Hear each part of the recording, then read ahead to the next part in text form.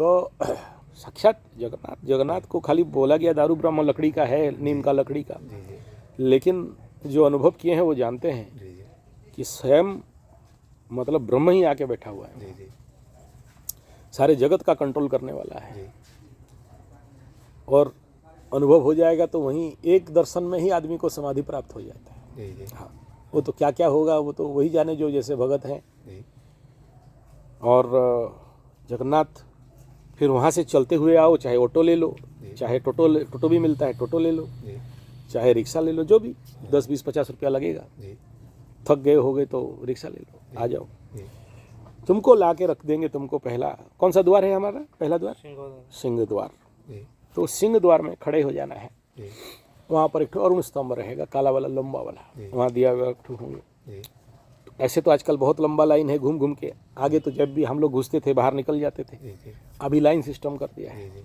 4 द्वार है और घुसने में ही 1, 2, 3 घंटा लग जाता है।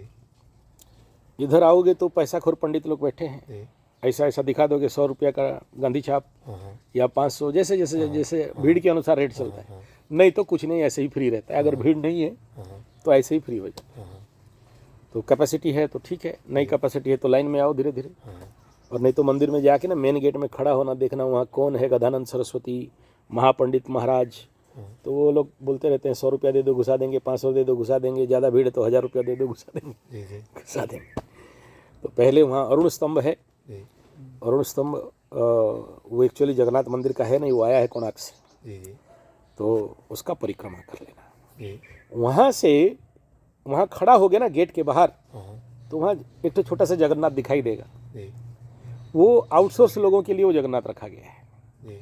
मतलब जो वहाँ तो लिखा है ना मंदिर में कि non Hindu are not allowed, तो वो नॉन हिंदूज के लिए वो जगन्नाथ को रखा गया कि कोई भी बाहर से आएगा अंदर जाने नहीं देगा, तो वहीं से जगन्नाथ का दर्शन करें।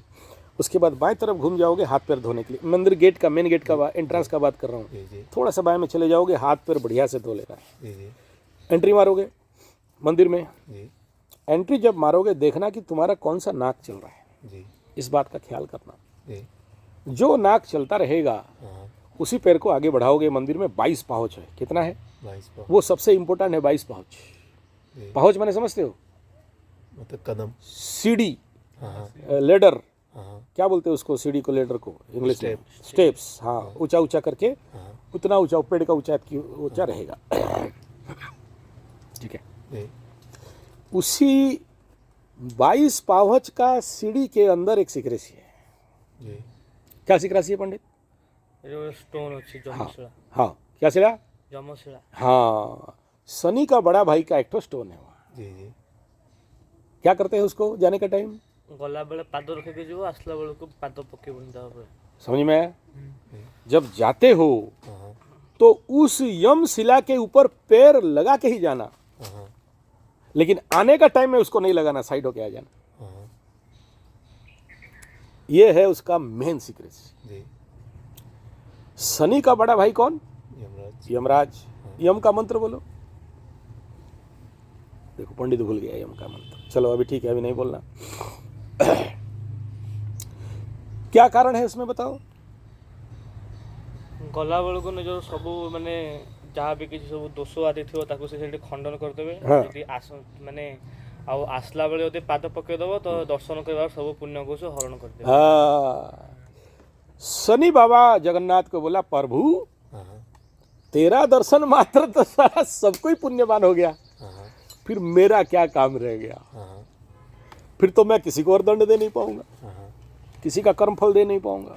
साक्षात ब्रह्म का दर्शन जो करके आ गया, फिर शनि का औकात कहाँ जो उसको दंड दे। अच्छा, जगन्नाथ भगवान कौन सा लकड़ी में बना है? नीम की लकड़ी। ये देखो नीम है ना? हाँ, नीम गिलोय वाला लकड़ी है। ये किसका पेड़ है? नीम का पेड़ का मेन मालिक कौन? शनि। शनि बाबा। ठीक है। तो फिर बोला ऐसा करो शनि, तू एक काम कर, तेरा भाई को बोल मेरा सीढ़ी का नीचे 22 पाउच में आके बैठ जाएगा। ठीक है। तो शनि जब किसी को पकड़ता है तो क्या करता है? मूर्ख, महामूर्ख, गजमूर्ख, विनाशकाले विपरीत बुद्धि करा देता है। जी तो तेरे को जो तुम पकड़े हो उसको तो मूर्ख बना दिए हो। जी जब उतर के वापस जाएगा जी क्योंकि मूर्ख है वहीं पर पैर रख देगा। हाँ हाँ तो जो यमशिला है, जी जगन्नाथ मंदिर पुरी में जो यमशिला है, जी जहां पर पैर रखने से जी यम इज व्हाट? जी यम माने क्या? यमराज माने क्या? क्या समझते हो? यम शब्द का अर्थ क्या समझते हो? काल। अब यम को समझाने लगे तो ये विषय कट जाएगा। चलो ठीक है। हम लोग जनरली यही जानते हैं कि भैंस के ऊपर बैठने वाला, ठीक है, प्राण हरने वाला, इतना ही जानते हैं। लेकिन यम को समझने के लिए यम का मंत्र को समझना पड़ेगा। बड़ा लंबा मंत्र है। जब हम लोग नवग्रह शांति यज्ञ करते हैं तो यम को स्पेशल हवन दिया जाता है, और जब उसके नाम पे हवन डाला जाता है तो उदक स्पर्श करके हाथ धोते हैं। मतलब it is inauspicious and super inauspicious element, entity, energy, ji